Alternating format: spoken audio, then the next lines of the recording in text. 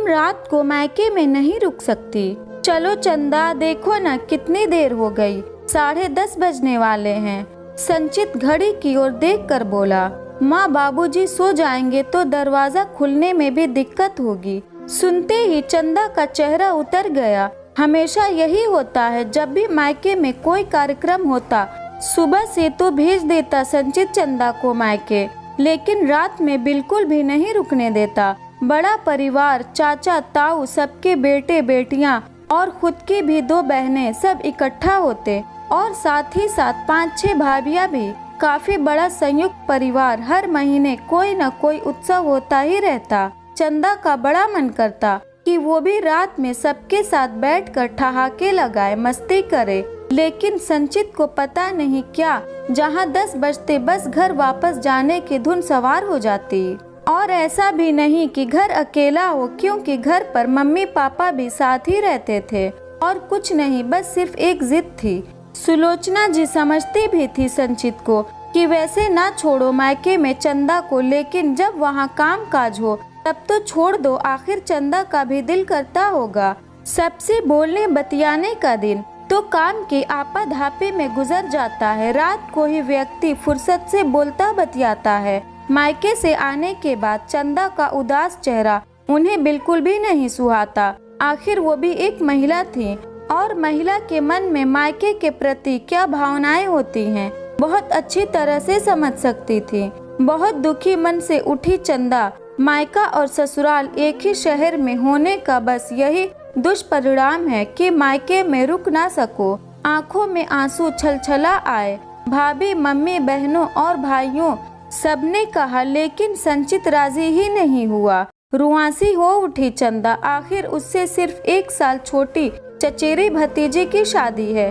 तब तो छोड़ दो। अरे क्या करोगी रात में रुककर, सिर्फ बातें ही तो करना है। सुबह जल्दी भेज दूंगा। और चंदा बहुत ही बुझे मन से बाहर आ गई और मोटरसाइकिल पर बैठकर पहुंच गई ससुराल।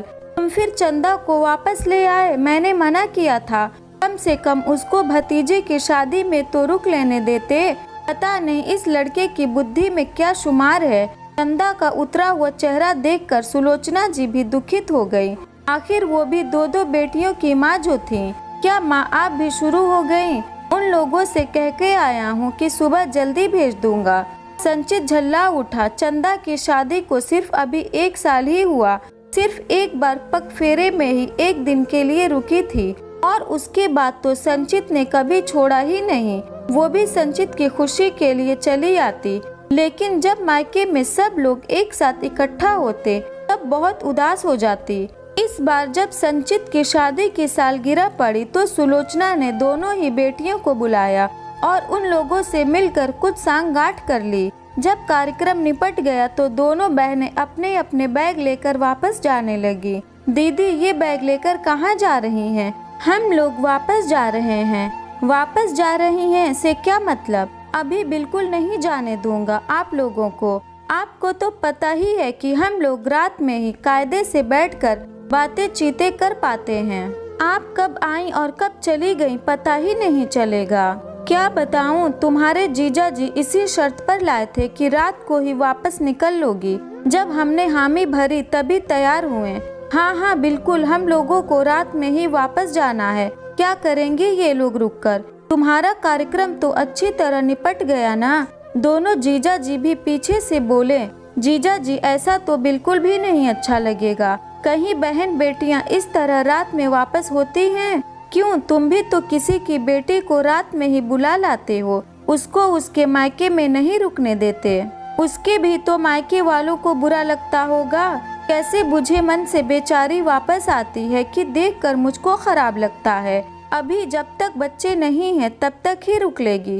एक बार जब जिम्मेदारियों का बोझ पड़ जाएगा तब वो खुद ही नहीं रुकेगी। जब सुलोचना ने देखा कि लोहा गर्म है और उसने तुरंत वार कर दिया। अचानक संचित के दिमाग में छनाक से हुआ, कहतो माँ बिल्कुल सही रही है। सचमुच उन लोगों को मेरी जरा सी जिद कितनी बुरी लगती होगी, जैसे मुझे बुरी लग रही है। आखिर उसकी शादी को अभी दिन ही कितने हुए हैं, सिर्फ 1 साल। और जब अपने पर पड़ी तो सब समझ में आ गया। अच्छा माँ, अब मैं समझा, ये सब आपकी बनाई हुई योजना है। मुझे सही राह पर लाने के लिए, लेकिन दीदी लोगों के इस तरह जाने से मुझे सचमुच बहुत बुरा लग रहा था।